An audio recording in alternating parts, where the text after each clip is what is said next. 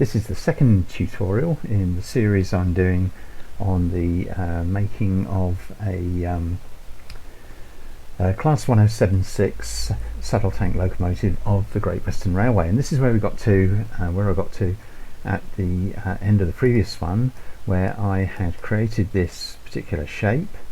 As if I go into wireframe, I can show you that shape there, and then I'd extruded it to approximately the length that I want. Now, although the plan that I have shows only a 3, 1, 2, 3 panel, the actual locomotive that I think I'm going to model, and you just ignore this number here, will be this one, number 1173, simply because I like the look of it, and I like the attitude of these guys here. And you can see there that we've got the various fittings all the way along the top and side of the saddle tank, and this saddle tank has 1, 2, 3, 4, 5, 6. Some of them had 7. This one has 6 segments to the tank, and so the next step really is to create a texture that I can use.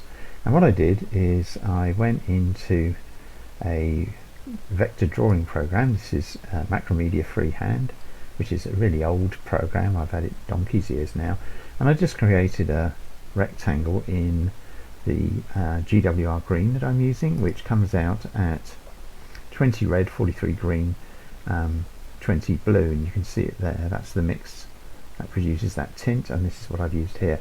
And then what I did is, on a higher layer, that's on just on the foreground layer, I created some black. Let me just lose that green for a moment. You can see there, so I've got a black lines and circles filled in. Okay, and these basically are going to replicate this detail on the saddle tank.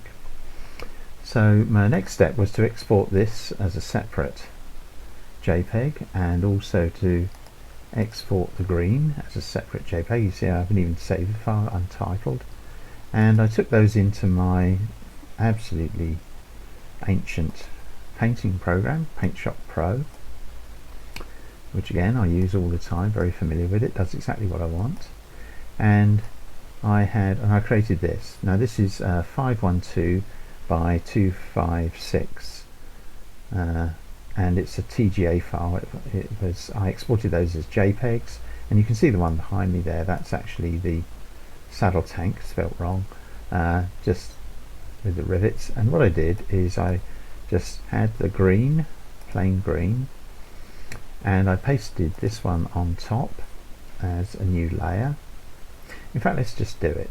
So if I pick up the saddle tanky green, there we are, and you can see there it's over 2200 pixels in size, and here these are the layers down the bottom right, and that's the layer for this green. So I'm going to promote that to a layer. You would do the same in Photoshop, and then I'm going to copy this one.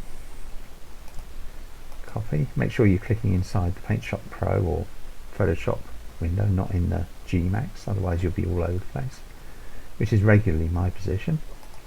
And then I then pasted this as excuse me, as a new layer on top, so it completely obliterates the green, or it's hiding the green. The green's still there. If I turn that off, you can see the green's still there. And then the very simple way I did for this to make this texture is I selected all the white. I should point out that previously I'd reduced this JPEG to 2 colors. It's a 2-color JPEG, black or white. Now you can't save it as a JPEG like that. You'll need 256 colors as a minimum, but for working like this, that's fine. So here we are with the white selected. So then I just delete that, which leaves me with these vertical lines, which are we're going to replicate this edge of these panels. I think they're on the left, they might be on the right. well, they're going to be on the left on mine. And of course we've got the rivets. Now I haven't counted the rivets. I am not a rivet counter, and I know that I've got though this line is slightly higher here than that one there. I don't mind. I like a little bit of variety. So now one of the effects that you can do, and you can certainly do this in Photoshop. So I've actually got selected here is the white area, which I've deleted. So the first thing I need to do is to invert my selection.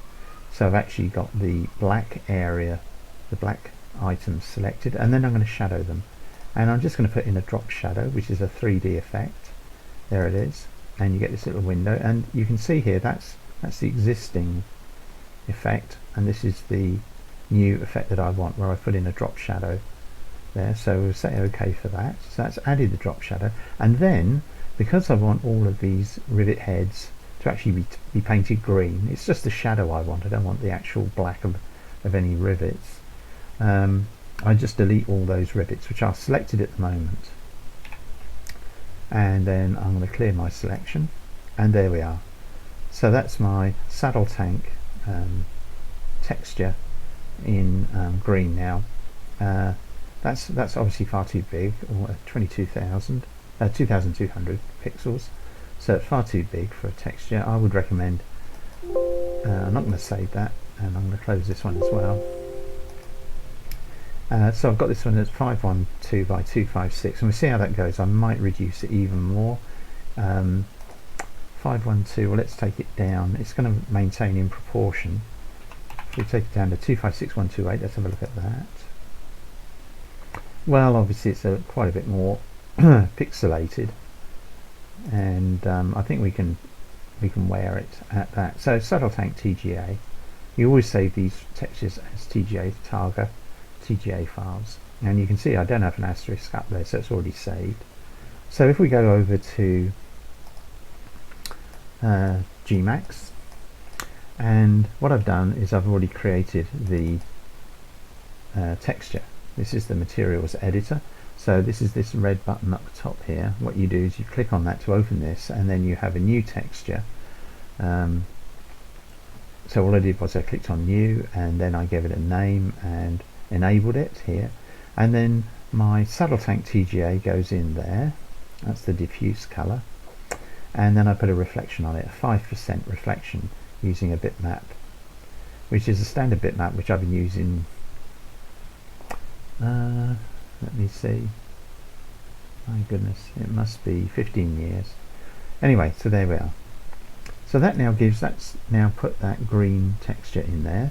So if we pick up or select our saddle tank, select our texture and apply it, and you can see there that it's stretched the full distance, both length and width, across the saddle tank. It's just painted it straight over the top, and of course you've got some sort of odd effect there on the end and inside the tank. Now most of that's going to get hidden by the boiler, and in fact what I'm going to be doing is deleting a lot of the sections of the inside of the saddle tank and the polygons, in order to save space, because at the moment if we count the polygons, it's 804 on the saddle tank, which is a bit too many for what I want. And you can see there, that's just that cab which I brought in from one of my previous locomotives, number 1089. That's an Armstrong Goods. So I'm just going to move that out the way again. I just put it in, moved it up close to give you an idea of what's going to be there, but I'm just going to rip that apart, use what I can, and dump the rest. But this tutorial is for just seeing what you can do with those textures.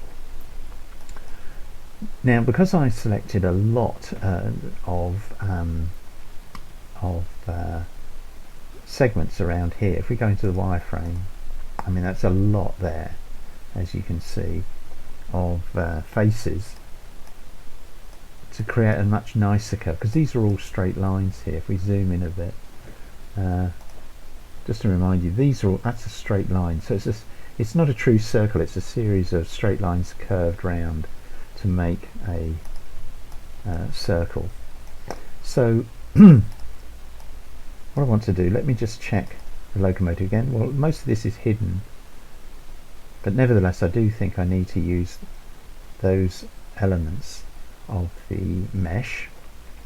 So essentially what I'm doing is I want to pick up half of the faces of the mesh, of this mesh. My first step though is to clear the decks a bit, so I'm going to hide the cab just to get it out of the way. Just get ourselves into position here so we're looking straight down on the, actually this would be a better way of doing it. So we're looking straight down, and so just to remind me about what I'm doing here, I've extruded it. It's an editable spline that I've extruded.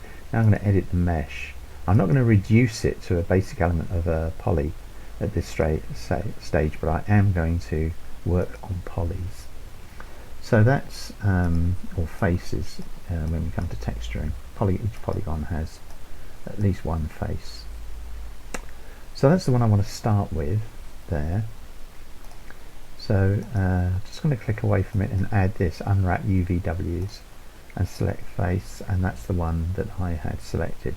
And now holding down my control key, I'm selecting further faces all the way around,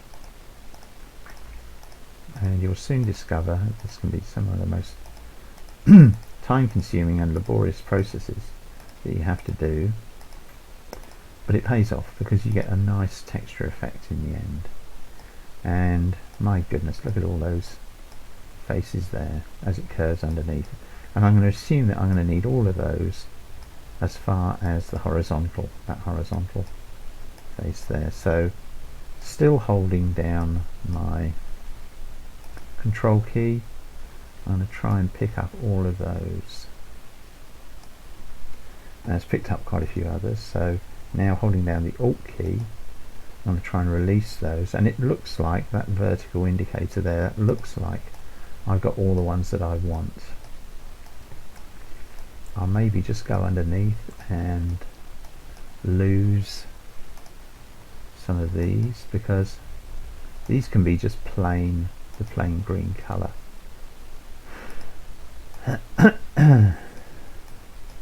So let's have a look at that in smooth and highlights. There we are. And now we're going to edit that. My goodness, that's a lot of faces. So that's just reduced it to the number of faces that I've selected. That's the selection tool down there, and let's just enlarge this window a bit. Oops. Need to use one of these tools to be able to then pull back. Okay. And now what I want to do is to rotate 90 degrees, and I know it's going to be 90 degrees because that's what I've got set down here, and this follows that criterion. And I want to move it over to the left only, so that's what I've selected. And you can see there that it's quite big, but we need it done in proportion. So I need to go back here to planar map, and although I've rotated it, it's probably going to rotate it back. There we are, it's rotated it back, and I need to take it here. Yeah.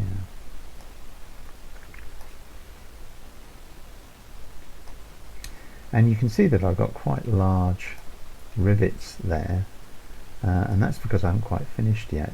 So what I'm going to do on this left hand side here is come right in, have a look at where I am, and I want it really to be right over in a little bit from the left. So if I come down here, because I've got all these selected, 0 is the left hand edge of the texture. So I'm going to put in a bit of space there, 0, 1, let's try that. Far too much, crazy amount. 0, 1, let's try 0, 0, 1. No, not enough. And that's basically what I would do, is I would experiment until I get the effect that I want. I'm still not absolutely convinced there, but you know, it's not too bad. Okay, so let's have a look back at our locomotive. Well, we've actually got these horizontal excuse me, these horizontal rivets are the second, fourth and sixth of those, so it's actually none of it is in the right place. So I'm going to pick the whole thing up. So remember, it's just those faces that I've already selected, and I'm going to move it to here, halfway across my texture. And what happens is that when it comes to the end of the texture, it just wraps round. So it starts back at the other end of the texture. It starts repeating the texture. And I want that shadow, but I don't want much of the plain green, because I want it to look like that edge there. So let's have a look. Let's see how we're doing. Get that out of the way. Well, it's not too bad. You can see there, but there's still quite a bit of an issue there. So that where is that? That's at 0.501. So about halfway through the texture. So this is going to be about 1.5. There we are. But it needs to be. That's at half. It needs to be. So if I take that to 3,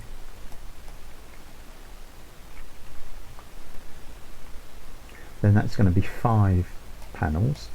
Oops. Where are we? There we are. Clicked on the wrong thing. You can see there that I'm getting 5 panels, and the rivets are beginning to look more like the right size. In fact, what I need is 3.5. Okay, and so I'll just reduce that down there for the moment. And now you can see that I've got the beginnings of a reasonable selection, a reasonable look to that. Now I know that there's a line of rivets along the top there. I mean, it's not shown on the photograph, but I know they're there. And so I'm going to come back to that in due course. At the moment, there we are, that corrects the texture. But I think you can see there that already I'm beginning to get a decent effect on that saddle tank. And now the thing that I need to do now is to replicate that, and I think the only safe way I've got of doing that, what you can do is you can just select, I can switch the selection, so I've got selected face there. So if I invert the selection, I've got the other side, but I've also got all of this, and I've got all the inside there, but I'll try that. Let's lose that one, and let's lose the other end. Okay, and now we're going to try and lose some of these faces. I don't know if this is going to work okay or not. No, I don't think it will. So I'm going to go back to where I was, and I'm simply going to, those are the ones that I've already done on the left there. Let's just make doubly sure we're correct. Yes, we are. Yes, we can. Okay, so let's have a look in wireframe. So my next ones are going to be here, and I'm just going to click on these because although it seems it's a rather laborious way of doing it, it's more reliable than just trying to pick up great swathes of faces, and you end up with all sorts of things, bits and bobs from around the mesh. Now it's perfectly okay to do that. It will take you a bit of time to prune off the ones you don't want, and I'm picking up these ones around here by looking at them end on. I don't think that's going to pick up anything. Yeah, let's try that. Yeah, there we are. And using the Alt key again, I'm just going to prune out the ones that I don't want to do at this stage. And you see we're getting that selection box is beginning to look pretty good, more like the sort of area that I want. And I think I need to add these 4 here. So with those others still selected, I'm holding down the Control key and just adding, oops, there. And you can see by that little white line there has disappeared that I've picked up that face in between 2 others. Okay, so you might think, well, that's pretty straightforward. No, I suppose in a way it is, but the next stage then is to match it across. And so I'm still here with this. I've still got my didn't get that big. There we are. So now, and you can see there's something odd there. In fact, what I'm going to do is I'm now going to planar these. Really important to do that. I'm going to rotate them 90 degrees, and then I'm going to take it down so that it's at the correct position. Oops.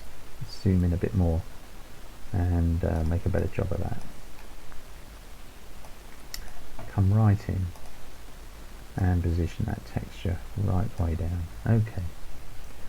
So you'll recall that from the other side I had this edge at 0.501, just over half, and this was at 3.5.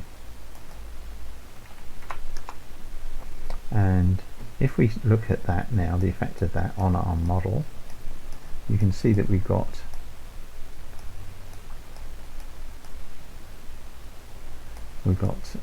the rivets are now more or less in the correct position. Not quite sure what's going on there. We're getting a bit of a blurred effect. I might need to redo some of those. But the key thing there is that it should be the second one which has got the cross piece. Here it's not. So what I'm going to do there is pull back, select all of those faces and reverse. Now they should line up. Yeah, they do. Now I've got some, what's happening is that faces of different width from about here onwards are stretching vertically, stretching the texture. Because if we look in wireframe, if you see these faces here, they look more or less the same, but there is a slight increase in width as we go up the curve, and so you're not getting a proper display. These are okay because they're going along the mesh, but these vertical ones are not so clever. So the way I'm going to solve that is by picking up some of those planes, and this is just by trial and error. So first of all, I want to lose the ones that are okay, and let's just have a look and see. We want to come up to about, and I think we can get away with those up to about there. A little bit stretched, not too bad. Now you might think, well, what about getting on with the wheels and things like that?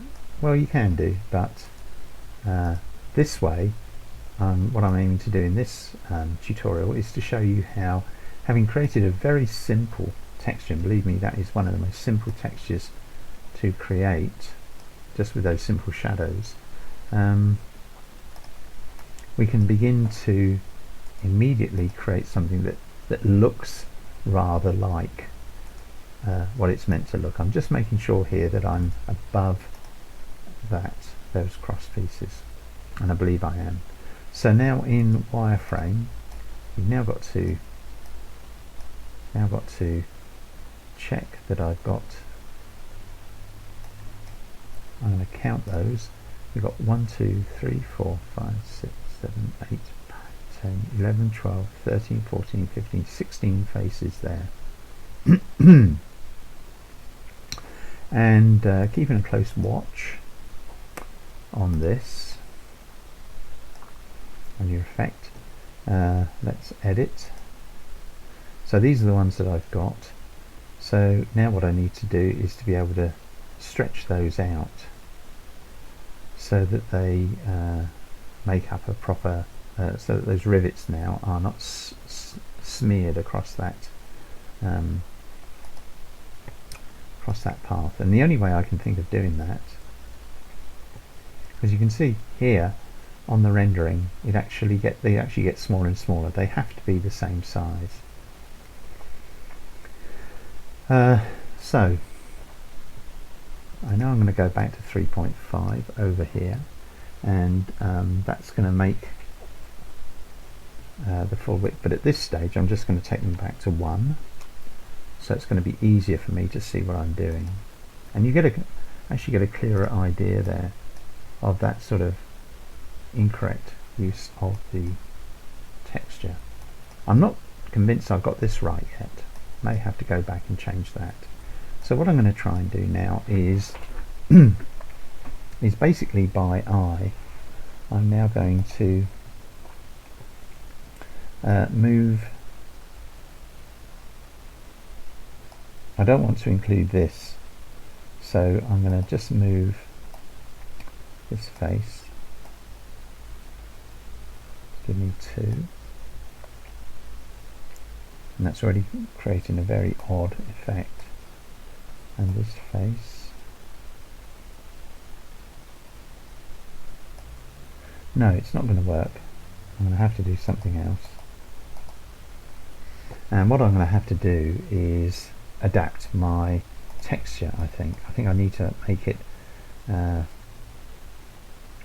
need to make it maybe taller. I'm going to think it through.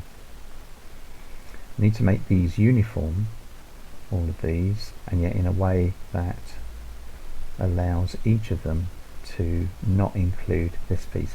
One thing I can do is, just as a trial, is if I go back into my wireframe, and I'll just pick up the first one down the bottom here, there it is, and if I planar that, so that's now occupying the whole of the texture area, and let me just make sure that I've got, I think I'm okay. I don't think it's rotated 90 degrees or anything, but we'll soon find out. Let's have a look. Let's swing it around.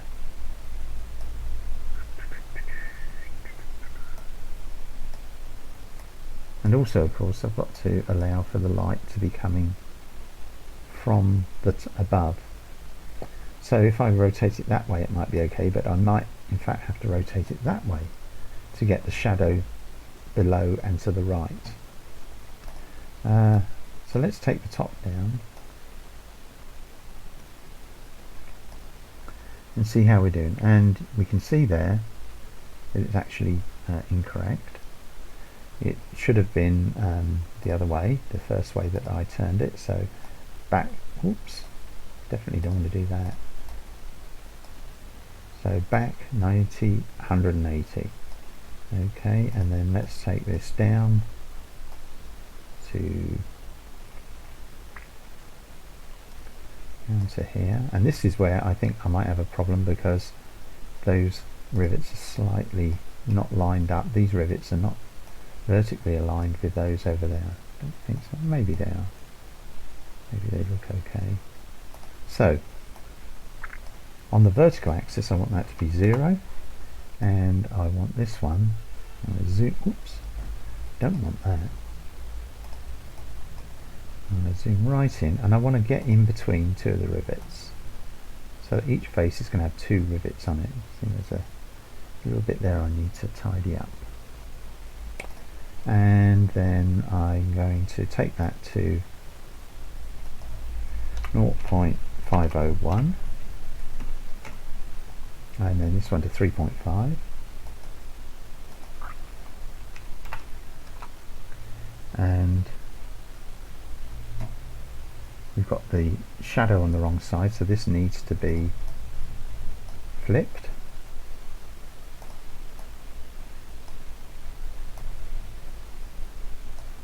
There we are, and you can see, if I close this and zoom in here, you can see that this is much better shape of rivet than these ones down here. So all of these will need to be redone. So basically I'm going to be very patient and do, what is it, about 30 faces this side and then 30 faces that side, all individually.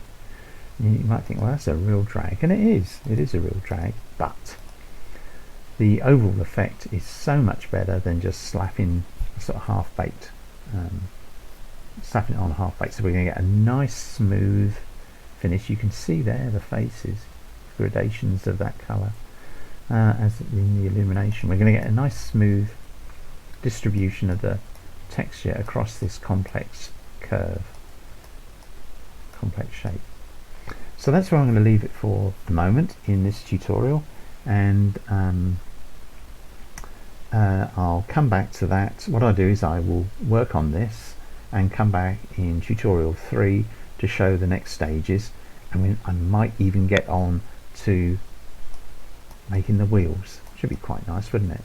But the key thing is to get, you're going to make all this effort to get the model looking accurate enough, and it'd be rather nice to have it textured well as well. And so that's why I think it's worth spending the time doing these. When you see these sort of ends here, by the way, that's nothing, that end there. If we look on the, it's just across the whole of the texture. Well, we'll sort that out in due course. Okay, so that's the end of tutorial number 2. Hope you've enjoyed it. Hope you found it of interest and of value. And if you have, please give me a thumbs up. Please leave a positive comment, and what I should do, of course, is save. And you must do this at the end of each session, or even during each session. There we are. Yes, indeed. And if you haven't done already, please do subscribe to my YouTube channel.